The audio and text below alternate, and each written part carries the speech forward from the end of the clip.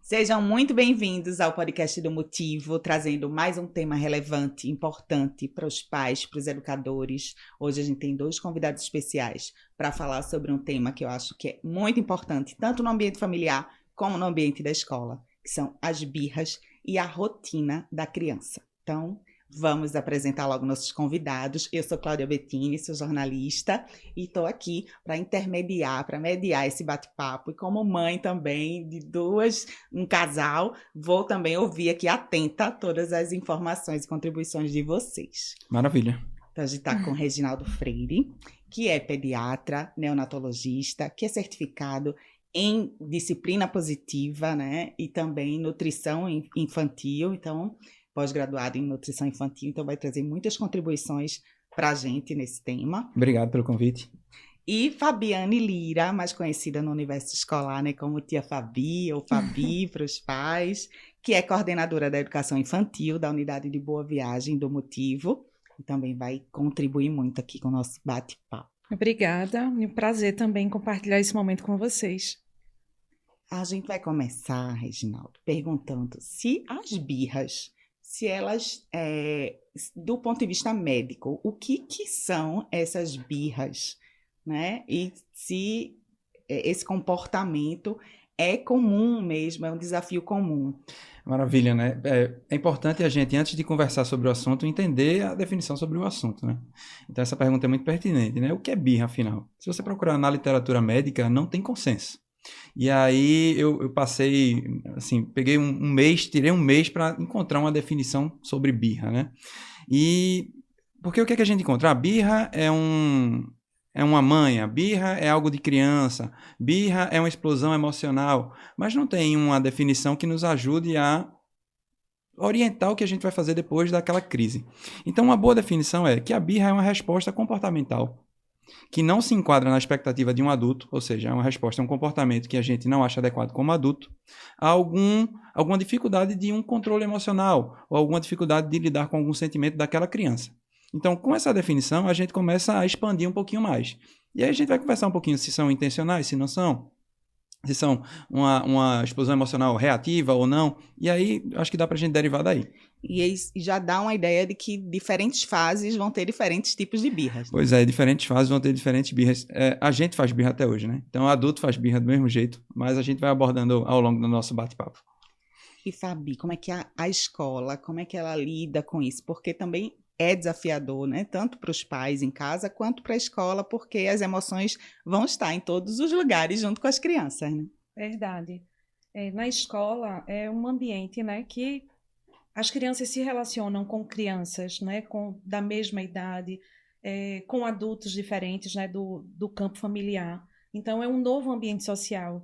E é nesse novo ambiente, né, nesse novo espaço que as crianças vão aprendendo e fazendo suas descobertas.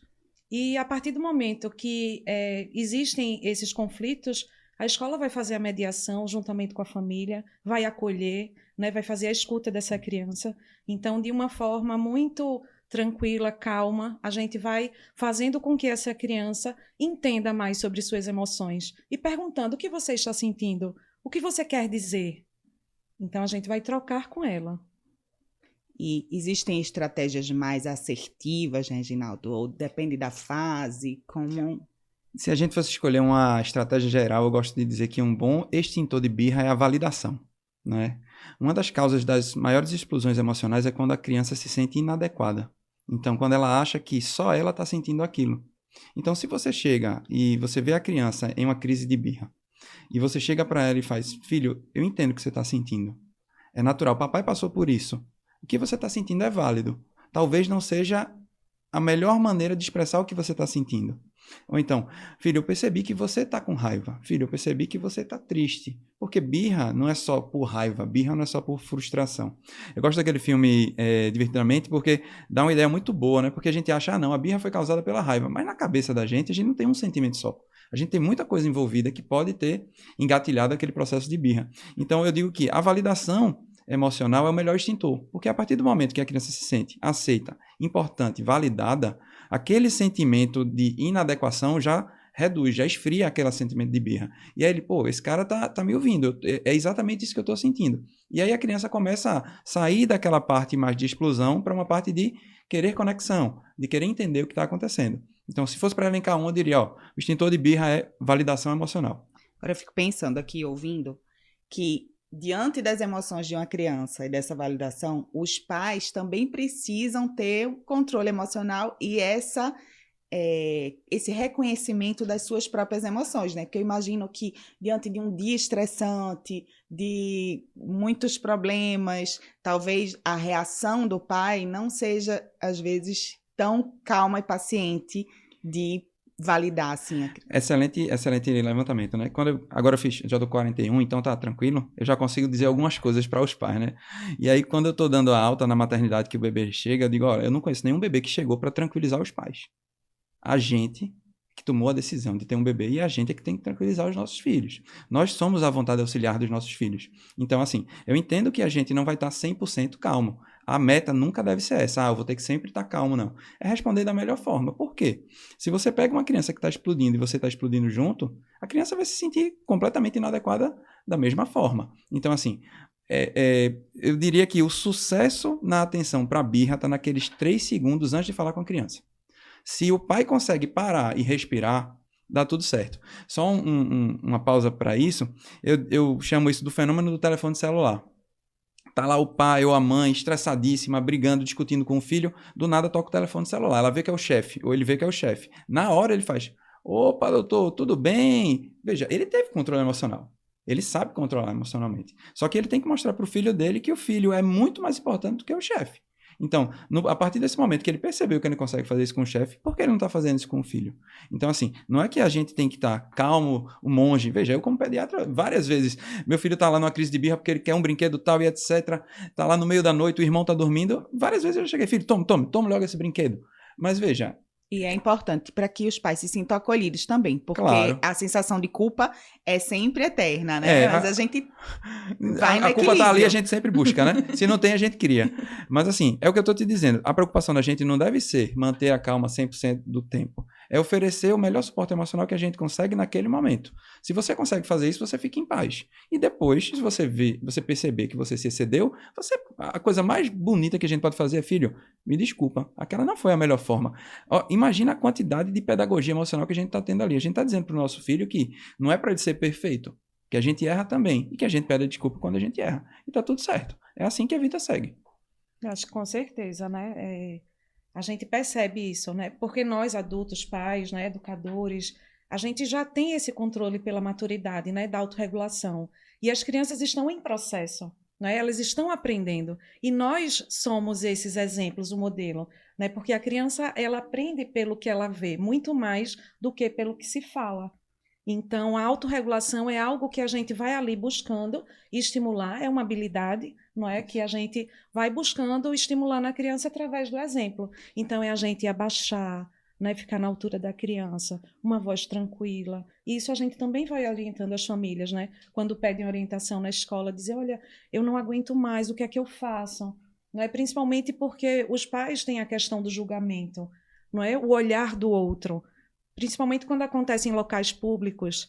Então, é o julgamento, o que o outro vai pensar. Então, naquele momento, o mais importante é o seu filho, é a sua criança. E eu acredito que dentro da escola, essa questão do conflito entre os pares, né, entre as crianças, existe muito esse desenvolvimento, né, de pedir desculpa ao amiguinho. Isso. Então, é um aprendizado que já faz parte do cotidiano Com certeza, deles. Isso. E a gente estimula que isso aconteça, né? Quando acontece essa situação do conflito, às vezes chega até casos, né, de crianças menores, da comunicação ser através de uma mordida.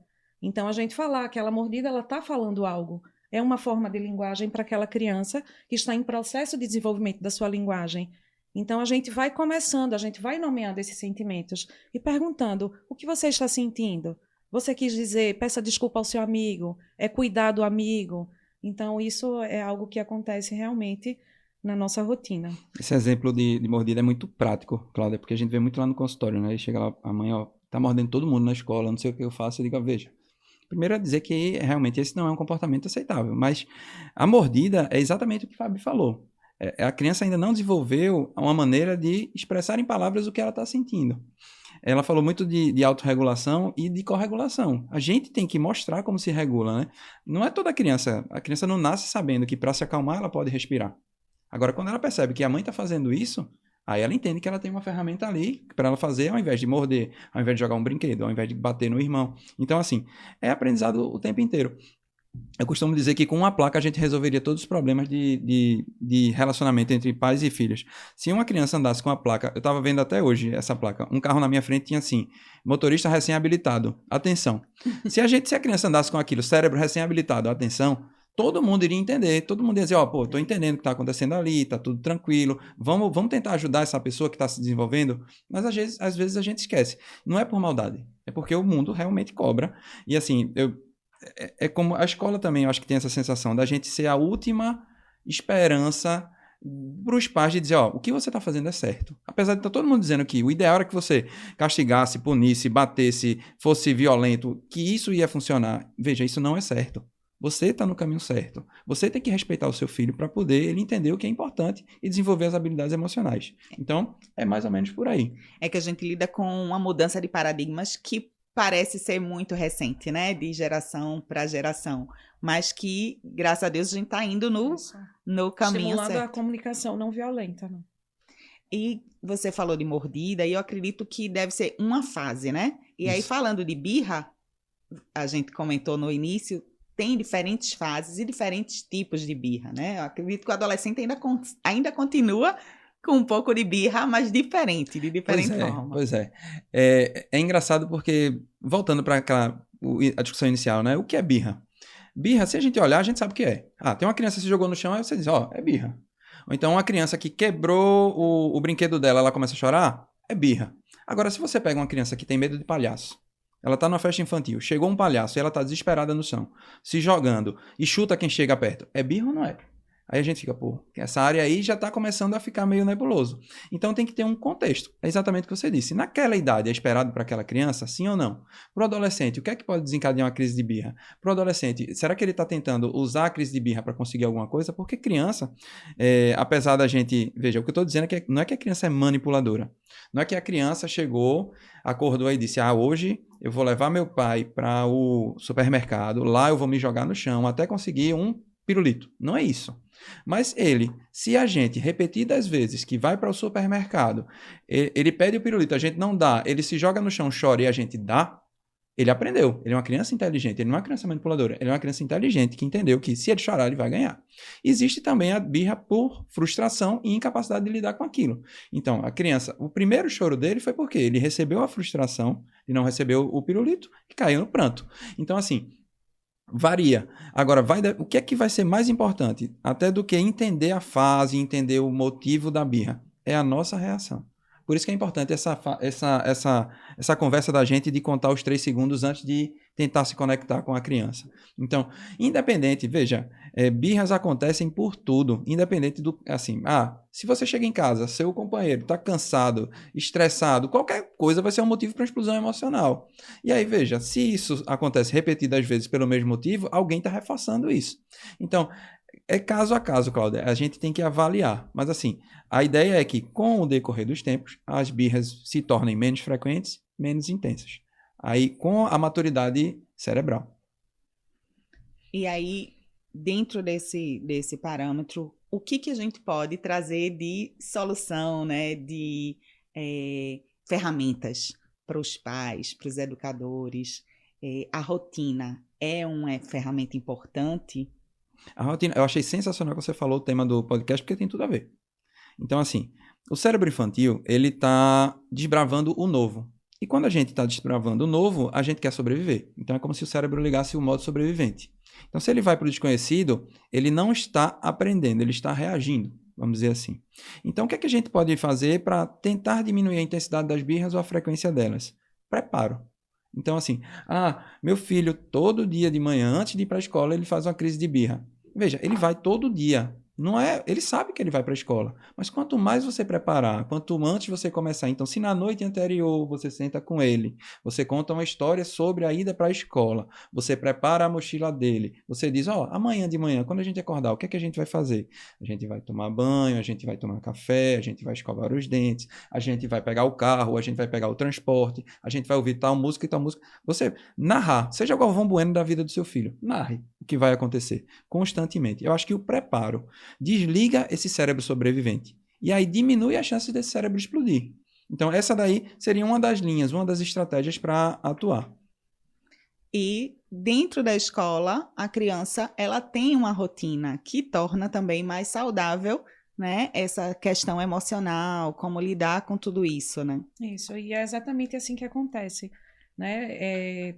Nós temos essa rotina, né, e a professora apresenta, antecipa para as crianças o que elas vivenciarão ali naquela manhã, naquela tarde. Então, elas sabem o que vai acontecer e acompanham. E isso vai se tornando algo natural, porque elas não pedem para ir para o parque no momento que não é parque, porque elas compreendem. A nossa estrutura, né, a nossa escola, ela é toda voltada para a frente do parque. E existe a transparência, que faz parte da nossa proposta, né, essa transparência. E as famílias que conhecem perguntam, como assim? As crianças estão de frente para o parque e elas estão tão concentradas, não é? Porque a gente circula nos corredores e isso não faz com que elas se dispersem, porque elas conhecem a rotina e elas sabem que aquele momento é junto com a professora. Aquilo que está acontecendo dentro de sala de aula é interessante e não faz com que ela se disperse para buscar uma outra atividade. Então, a rotina ela é importante, ela é estruturante, ela realmente organiza as crianças e faz com que elas compreendam, elas se sentem conhecedoras, né, daquilo que está acontecendo e participantes, pertencentes, né, daquele lugar. Então, deixa eu fazer um marketing para os colégios e escolas. Quando chegam lá no consultório e dizem, Regi, tá na hora de entrar na escola, porque o pessoal tem muito medo de doença, né? Entrou na escola, vai adoecer, veja. Não porque eu estou preocupado com o social. A maior vantagem de entrar na escola é o social. Eu digo, veja, social é importante na escola, maravilha. Mas o maior bônus, o maior presente da escola é a previsibilidade da rotina.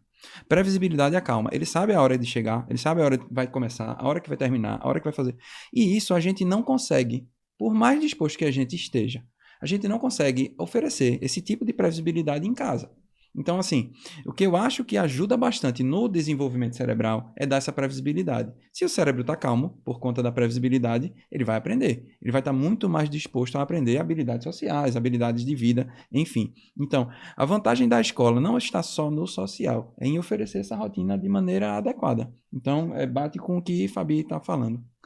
E vocês falando aqui, Fabi estava falando sobre essa questão de que o parque está lá, mas eles sabem que é a hora de estar na escola. E aí eu fico pensando que dentro dessa rotina em casa também, algumas coisas a gente pode ajudar a não misturar tanto as coisas. Por exemplo, a hora de comer, não estar com celular, sim, ou algo desse tipo. Porque eu acredito que o maior desafio hoje das famílias no contexto atual seja também essa coisa das telas. E às vezes a tela confunde um pouco o que a criança está fazendo e talvez seja um gatilho para uma rotina não tão saudável. Perfeito, você foi na mosca, né?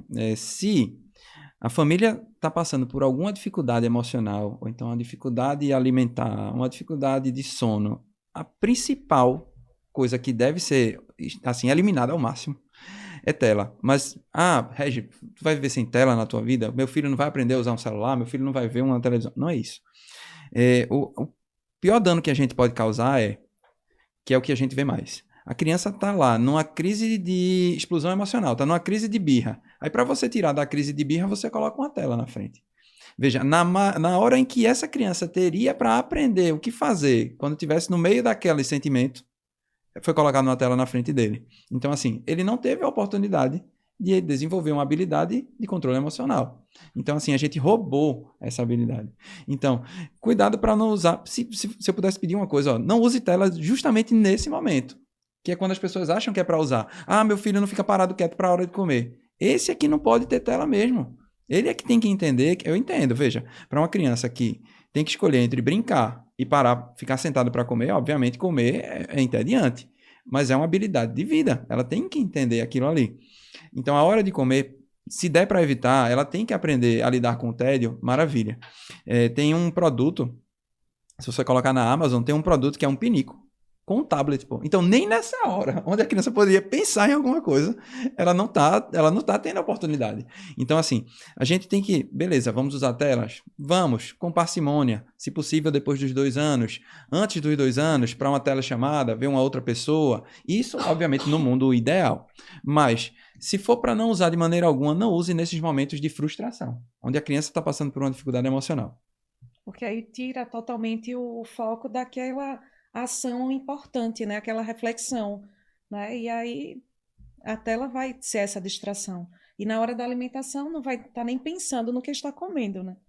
É só realmente fixado ali na tela, no vídeo.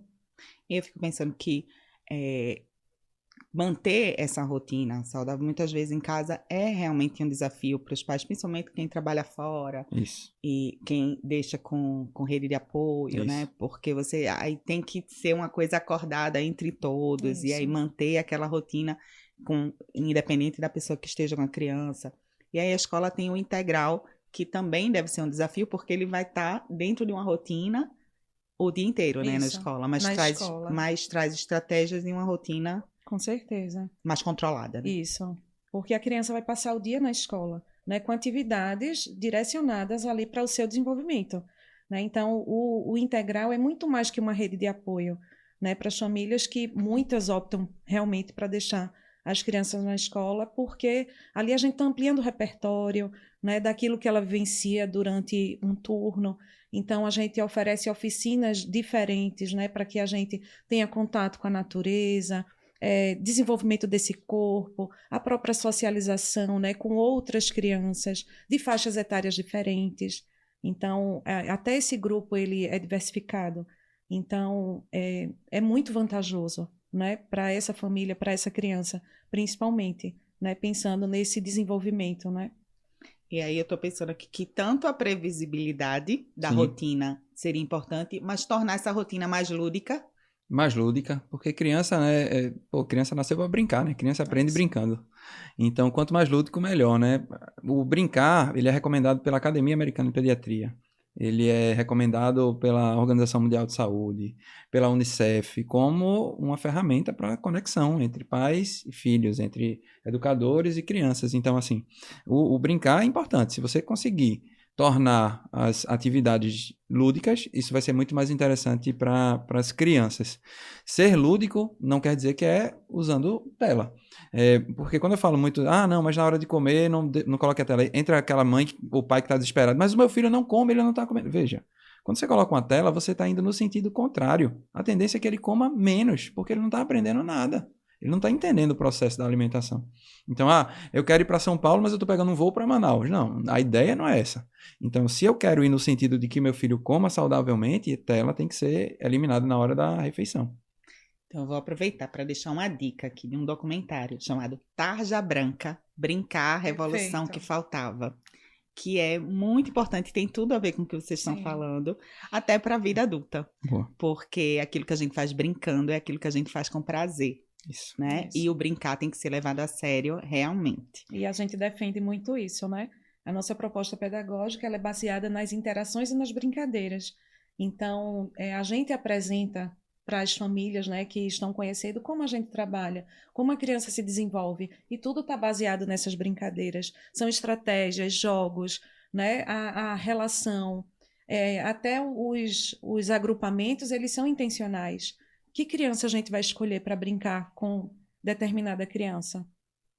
E que tipo de brincadeira? Porque a brincadeira a gente desenvolve diversas habilidades, né? Através do brincar. E aí a gente tira também esse conceito que algumas famílias pensam, mas vai para a escola, é tão pequeno, só vai brincar. Mas é tanto, né? O que brincar e vai aprender muito através desse brincar. E é um brincar com intencionalidade, sempre. A gente também faz escolhas dentro dos nossos espaços, né, das nossas salas, com cantos, que nós chamamos de cantos de atividades. E esses cantos, eles têm uma intenção. São espaços convidativos para que as crianças brinquem, mas está dentro da área de linguagem, de matemática. Então, através dessa brincadeira, a criança está ali, ampliando, né? Fazendo novas descobertas, fazendo trocas, aprendendo com o outro, né? Por isso que os agrupamentos também são importantes, essas interações, né, entre os pares. Então, para a gente finalizar o tema, né, eu deixei aqui a dica do documentário, mas eu quero que vocês deixem também as dicas de vocês que vocês acham pertinentes para a gente deixar aí de caminho para os pais, né, para os educadores, com esse tema tão desafiador. Boa. Fabi, começa então. Isso. Primeiras damas. Eu acho que, em primeiro lugar, deixar esse brincar livre também é importante, né? Brincar em parques, praias, que as crianças tenham oportunidade de conhecer novas crianças, novos espaços. A brincadeira livre ela é importante, né? Para que a criança busque ali novos conhecimentos nesses espaços, né? Sair de espaços tão fechados. Eu acho que isso é um ponto importante. Boa. Eu gosto de lembrar sempre que ignorar uma crise de birra não é uma opção. Porque tem muita gente que faz, você vê muito, né, no shopping, a criança se joga no chão, aí o pai diz, vou embora, vai ficar aí. Isso daí, veja, sentimento, eu costumo dizer que é invencível. Se com aquele se jogar no chão ele não conseguiu sua atenção, ele vai se jogar no chão e quebrar alguma coisa da próxima vez. Então, assim, muita gente fica com medo dizendo, mas o meu filho estava fazendo uma crise de birra, eu fui lá, abracei ele. Será que eu não estou incentivando que ele faça isso novamente? Você está incentivando se o único momento de conexão com seu filho for naquela hora. Se o seu filho está inundado de momentos de conexão, não é aquele momento de conexão que vai reforçar um comportamento ruim. Eu costumo dizer, seja igual ao meu avô. Por quê? O meu avô, toda vez que eu ia para casa dele, ele contava uma história, ele ensinava alguma coisa. E criança quer aprender, criança adora aprender. E aí, quando eu ia, ele falava sobre cobra, sobre passarinho, sobre planeta, sobre rotação, sobre como o ano se passa e etc. Eu tenho certeza que se meu avô só fizesse isso na hora de uma crise de birra, por exemplo, eu dissesse, vovô, eu quero um sorvete. Aí ele dissesse, não, filho, sorvete não pode, porque é um alimento que não é saudável, etc. Falasse sobre o açúcar, o não sei o quê. Eu ia ficar encantado por aquilo. Eu ia dizer toda vez que eu queria um sorvete. Mas como ele falava sempre, eu não sentia a necessidade de chamar a atenção dele para ouvir alguma história importante. Não fazia uma ligação, né? Não, porque eu estava inundado por aquilo. Então, assim, o que eu quero dizer é, veja, é importante que a gente coloque limites, mas que a gente não deixe o amor de lado. Amor e limites andam juntos. Não é que o limite vai sufocar o amor ou que o amor vai afrouxar os limites. O que são limites? Limites é saber onde começa a minha função, onde termina a minha função, onde começa a função do meu filho e onde termina a função dele. A gente não pode misturar isso. Então, eu estou ali para salvar a vida do meu filho, para ensinar habilidades emocionais, para alfabetizar ele emocionalmente, e ele está ali para tentar testar limites para saber até onde ele pode ir de maneira segura. Então, jamais, jamais, jamais ignore uma birra. Se for para deixar uma frase, jamais ignore uma crise de birra. E eu estou pensando aqui na previsibilidade, quando for ao shopping, se for o caso, por exemplo, olha, a gente vai no shopping, mas hoje a gente não vai comprar nada, ou a gente vai de antecipar, conversar né? um pouco sobre como vai ser esse passeio, porque talvez a frustração seja menor, não sei. Sim. Mas eu acho que eu vou só estender um pouquinho esse finalzinho, mas é muito engraçado. Você passa na frente de uma loja de brinquedos, ou você entra na loja de brinquedos, seu filho vai querer tudo. Seu filho, assim, pelo menos os meus, eu quero esse. Mas eu quero esse, mas eu quero esse, mas eu quero esse. O que eu gosto de fazer é, filho, vamos fazer o seguinte, vamos tirar uma foto com esse brinquedo. E aí a gente depois, quando a gente chegar em casa, a gente escolhe qual é. Quando a gente chega em casa, ele já esqueceu, ele não vai escolher. Na verdade, ele não queria comprar o brinquedo. Ele queria estar ali naquela conversa, vou escolher esse, vou escolher esse, vou escolher esse. Ele estava gostando do poder de escolha, de mostrar que ele é importante. Então, tirar uma foto com a criança é uma coisa sensacional. E nem sempre ele vai querer o brinquedo mais caro. Eu tenho vários relatos lá que, a criança, eu quero esse. Aí o pai tirou a foto. O brinquedo que a criança mais gostou no final foi uma cartela de adesivo. Então, assim, não é nada difícil de se fazer. Então, pode tentar essa alternativa também. Muito obrigada, minha gente. Eu acho que o bate-papo foi uma delícia. Acho que todo mundo gostou. Passou rápido, né? Se tivesse Jô Soares, assim, Mas eu que agradeço pelo convite. Foi uma maravilha. Obrigada também. Foi um prazer. E aí, eu peço para vocês ficarem atentos ao evento que o Motiva sempre faz, que é o de Portas Abertas, para vocês conhecerem as casas, né, do Motivo, são 4 unidades, e também ficar atento ao próximo tema do próximo podcast que a gente espera por vocês.